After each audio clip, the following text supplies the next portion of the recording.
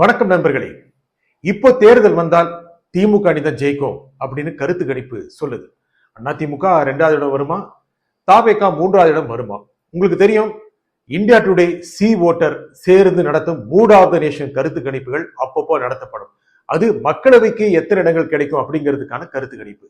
இன்னைக்கு சூழல்ல, இன்னைக்கு தேர்தல் வந்தால், மக்களவை தேர்தல் வருகிற பட்சத்தில் திமுக அணிக்கு 45% வாக்குகள் கிடைக்கும். அவங்களுக்கு 37 இடங்கள், தமிழ்நாட்டு 39 இடங்கள் இருக்கு இல்லையா, அது 37 கிடைக்கும்.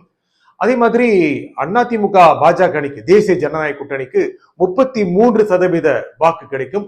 1லிருந்து 2 இடங்கள் கிடைக்கும் அப்படின்னு சொல்லுது. தாவேகாவுக்கு 15 முதல் 20% வாக்குகள் கிடைக்கும் அப்படின்னு அந்த ஆய்வு சொல்லுது, இந்த சர்வே சொல்லுது. இதை வச்சு பார்க்கும்போது சட்டப்பேரவை தேர்தல் இப்போ வந்தா எவ்வளவு இடம் கிடைக்கும் அப்படின்னா, திமுக அணிக்கு 45% அப்படின்னா அப்படியே 200 சீட்டு கிடைச்சிடாது. கடந்த முறை கிடைத்த அளவுக்கான 170 சீட் அளவுக்கு, 155 160 சீட் அளவுக்கு தான் கிடைக்கும். ஆனா தேர்தல் சமயத்துல இன்னும் கூட அதிமுக அணி முன்னிலை போச்சுன்னா திமுக அணிக்கு வாக்குகள் குறையக்கூடிய வாய்ப்புகள் இருக்கு. இருந்தாலும் கூட திமுக ரொம்ப பெரிய அளவுக்கான லீடு வச்சிருக்கு, எட்ஜ் அவங்களுக்கு தான் இருக்கு. இதுல முக்கியமான ஃபேக்டர் யாருன்னு பார்த்தோம்னா தாவேகா, விஜய். இன்னைக்கு விஜய் சொல்ல போனா கரூர் சம்பவத்திற்கு பிறகு பெருசா வெளியே வரல. ஈரோட்ல ஒரு ஒரு மேடை பேச்சு நடத்தினாரு, ஈரோட்ல ஒரு பொதுக்கூட்டம் நடத்தினாரு, அதே மாநாடு மாதிரி தான் இருந்துச்சு. அதுக்கு முதல்ல ஒரு உள்ளரங்க கூட்டம் நடத்தினாரு. தேர்தலுக்கு 2 மாசம் தான் இருக்கு, 2-2.5 மாசம் தான் தேர்தல் அறிவிக்கக்கூடிய சூழ்நிலை இருக்கு. இன்னும் சொல்ல போனா தேர்தல் மார்ச் மாதம் முதல் வாரத்தில் அறிவிக்கப்பட வாய்ப்பு இருக்கு, இல்லாட்டி 2வது வாரத்தில். அப்படியும் பார்க்க போனா 1.5 மாசம் தான். இன்னும் கூட விஜய் வெளியே வரல. ஆகையில விஜய்க்கு ஓட்டு போடணும் அப்படின்னு நினைச்சவங்க நிறைய பேர் இப்போ ஒரு என்ன பண்ணலாம் அப்படிங்கிற யோசனை இருக்காங்க. இன்னைக்கு நிலவரம் அப்படிதான். கரூர் சம்பவத்துக்கு பிறகு நாங்க என்ன சொன்னோம்னா, விஜயோட செல்வாக்கு உயர்கிறதுன்னு நாங்க தான் முதல்ல போட்டோம். இன்னைக்கு இருக்கிற நிலைமையில விஜய் ஜனநாயகன் படத்திற்கு குரல் கொடுக்கலையே, அவருடைய சொந்த படத்துக்கு குரல் கொடுக்கலையே அப்படின்னு நிறைய பேர் நினைக்கிறாங்க. அதுல ஒரு ஸ்ட்ராட்டஜி இருக்கு. அவர் சிபிஐ பத்தி அதிக கருத்து சொல்லாம இருந்ததுக்கு காரணம் என்ன, சட்ட பிரச்சனை. ஜனநாயகனும் சட்ட பிரச்சனை தான், அதுல எதுவுமே சொல்லிக்க அப்படின்னு நினைக்கிறாரு.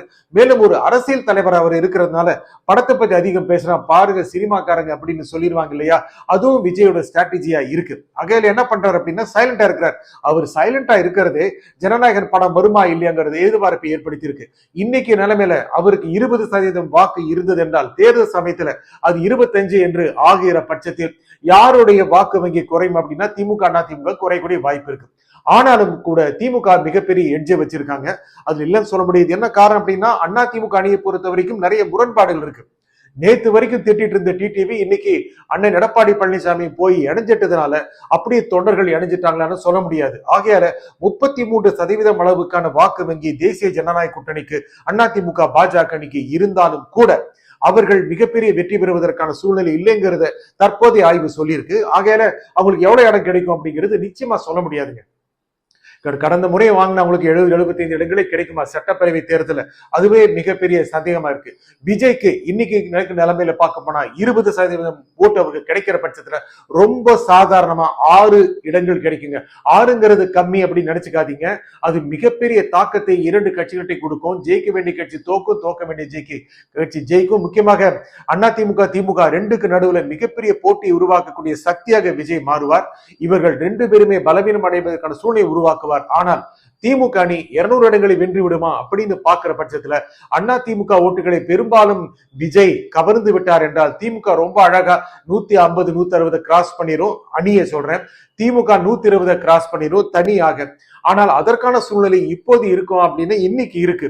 ஆனால் தேர்தல் நெருங்குகின்ற சமயத்தில் இன்னும் கூட திமுகவுக்கு எதிரான வாக்குகள் பலம் பெறுகிற பட்சத்தில் திமுகவுக்கு சாதகமான களம் இருக்குவாங்கிறது சந்தேகம். ஆனால் திமுக சும்மா விட போறதுல பிப்ரவரியிலிருந்து தமிழ்நாடு முழுக்க மிகப்பெரிய பிரச்சாரத்தை மேற்கொள்ள போறாங்க. அவங்களுடைய வேட்பாளர் தேர்வு மிக மிக துல்லியமாக இருக்க போகுது. எப்படின்னா அவங்களுக்கு தெரியும், ரொம்ப ஒரு பாரம்பரியமிக்க கட்சி, 70 ஆண்டுகள் மேல இருக்கிற கட்சி, அவங்க எப்படி இந்த தேர்தலை சந்திக்கணும். ஒவ்வொரு தொகுதியிலும் கிட்டத்தட்ட 3 வேட்பாளர்களை தயார் பண்ணி வச்சுட்டாங்க. குறைஞ்சபட்சம் திமுக 150 இடங்களை நிக்கிறோம் அப்படின்னு நினைக்கிறாங்க. 150 160 கூட இருக்கலாம். நிறைய கட்சிகள் திமுக சின்னத்துல நிக்க போறாங்க. ஆகையால திமுக ரொம்ப பெரிய அளவுக்கான ஒரு உத்திகளை வகுத்துட்டாங்க. அது மட்டும் இல்ல, அவங்க கட்சியில யாரு வேட்பாளரை நிப்பாங்கிறத விட மாற்று கட்சியில யாரு வேட்பாளரை நிப்பாங்க அப்படிங்கறதுலயும் திமுக ரொம்ப உன்னிப்பா கவனிச்சிட்டு இருக்கு. ஏன்னா மதிமுக வந்து யாரு நிப்பாங்க, இல்ல காங்கிரஸ் வந்து யாரு நிப்பாங்க, அவங்களுடைய பின்னணி என்ன, அவங்க ஜெயிக்கக்கூடிய வாய்ப்பு இருக்கா, கூட்டணி கட்சிகளையும் வெற்றி பெற செய்ய வேண்டும் என்பது ஸ்டாலினுடைய தனிப்பட்ட உத்திங்க. ஏன்னா தான் ஜெயிச்சா மட்டும் போதாது, கூட்டணி கட்சிகளும் ஜெயிக்கணும் அப்படின்னு நினைக்கிறதுனால கூட்டணிகளுக்கும் ஒரு மிகப்பெரிய பூஸ்ட் கிடைக்க போகுது. இடதுசாரிகளும் சேர்த்துதான் சொல்றேன். விடுதலை சேர்த்திகள் ரொம்ப உறுதியா இருந்தாங்க, ராமதாஸ் உள்ளே வந்துடக்கூடாது, வந்தா நாங்க வெளியே போயிடுவோம் அப்படின்னு சொன்னதுனால அவங்களுக்கு மரியாதை கொடுத்து ராமதாஸை ஒதுக்கி வைத்து விட்டார் ஸ்டாலின். ஆனால் காங்கிரஸை விடுவதற்கு மனமில்லை. காங்கிரஸ் ஒரு முக்கியமான ஒரு கட்சி, முக்கியமான சக்தி தமிழ்நாட்டில் இருக்கிறதுனால அவங்களோட தனிப்பட்ட முறையில கடிமொழி பேசி ராகுல் காந்தி பேசி அதை ரொம்ப பலப்படுத்திட்டாங்க.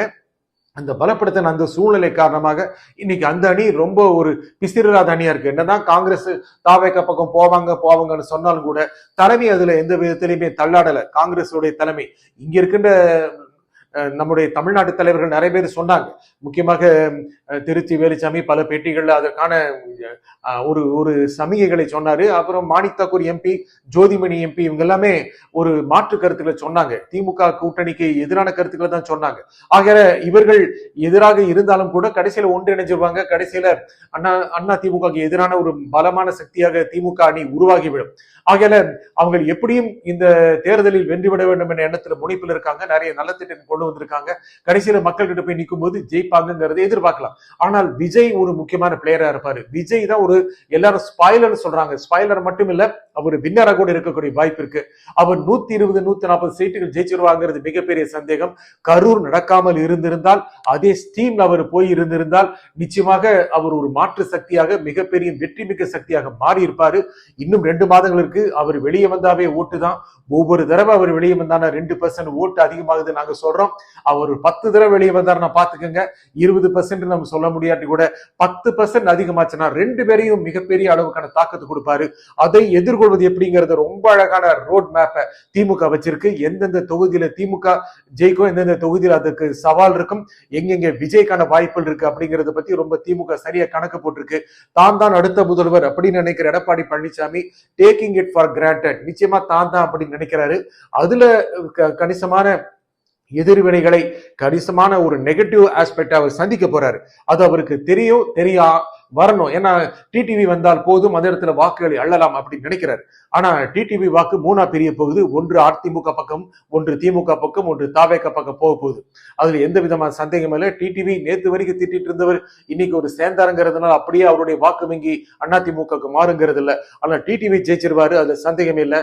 அவர் என்னதான் திட்டிருந்தாலும் அவருக்கான வாக்கு வங்கி அதிமுக ஸ்ட்ராங்கா இடத்துல கூட அதிமுக ஓட்டர்ஸ் அவருக்கு ஓட் பண்ணிடுவாங்க. இதெல்லாம் கணக்கில் எடுத்துக்கிட்டு தான் தமிழ்நாடு முழுக்க எந்த அளவுக்கு தன்னுடைய வியூகங்களை வகுக்கணும் அப்படின்னு திமுக ரொம்ப ரொம்ப ரொம்ப உன்னிப்பா கவனிச்சிட்டு இருக்கு. முக்கியமாக பாமக பலமா இருக்கும் அல்லது இருந்த இடம், அந்த கட்சி 2ஆக பிளவு அடைஞ்சிருச்சு.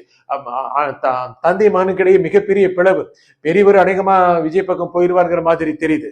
அவர் விஜய் பக்கம் போனார் என்றால் அவருக்கு விஜய்க்கு ஆதரவாக இருந்த விடுதலை சிறுத்தைகள் வாக்காளர்கள், முக்கியமாக அந்த சமூகத்தை சேர்ந்தவர், பழைய சமூகத்தை சேர்ந்தவர்கள், பட்டியலின மக்கள், அவர்கள் விஜய் பக்கம் வர முடிவு செய்வார்கள் மிகப்பெரிய சந்தேகம். ஆனால் விஜய்ங்கிற ஒரு நியூட்ரல் ஃபேஸ் இருக்கிறதுனால இவர்கள் ஜெல்லாகவும் வாய்ப்பு இருக்கிறது.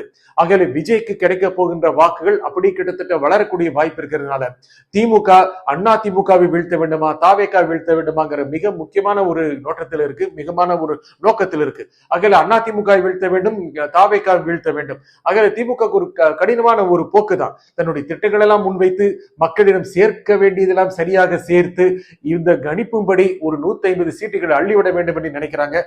திரு ஸ்டாலின் தொடர்ந்து சொல்லிட்டு இருக்கிறாரு 200 அப்படின்னு. 200 சாத்தியமில்லை. ஆனால் 200க்கு பக்கத்தில் வர வேண்டும் என்று நினைக்கிறார்கள். 150 160 வந்தாலே மாபெரும் வெற்றிதான். அதை அடைய வேண்டும் என்று நினைக்கிறார்கள். இலக்கு 200 இருந்தால் தான் 160 கிடைக்கும் என்று அவர்கள் நினைக்கிறார்கள். ஆனா அதிமுகவை பொறுத்த வரைக்கும் 200 வந்துவிட்டது என்று நினைக்கிறார்கள். பாஜக அப்படி நினைக்கல. திமுகவுடைய மெஜாரிட்டியை குறைக்கணும்னு நினைக்கிறாங்க. அது அப்படி வந்துட்டால் எடப்பாடி முதலமைச்சராக்கலாம். ஏன் பாஜக யார வேணாலும் முதலமைச்சராக்கலாம் அப்படின்னு அமித்ஷா நினைக்கிறாரு. இதெல்லாம் தெரிந்து எடப்பாடி போகிறார். இன்று திமுக உற்சாகத்தில் இருக்கிறது. எடப்பாடி மிக அதிக அளவுக்கு நம்பிக்கையில் இருக்கிறார். அமைதியாக இருந்தாலும் ஆற்றலுடன் இருக்கிறார் விஜய். தேர்தல் முடிவு என்னவாக இருக்கும்? தொடர்ந்து சந்திக்கலாம். நன்றி, வணக்கம்.